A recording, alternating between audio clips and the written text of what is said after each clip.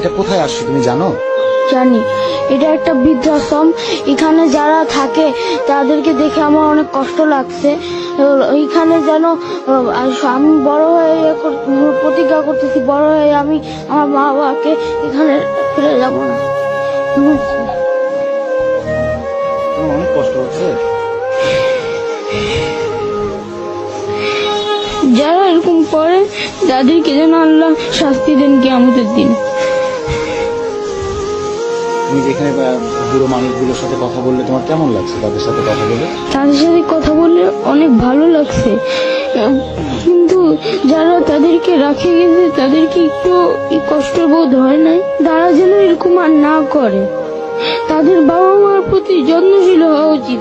তাদের বাবা মা নিজে না খায়, তার সন্তানদেরকে খাওয়ায়, আর তারা এরকম বড় হয়ে এরকম করবে সেটা আশা করা যায় না।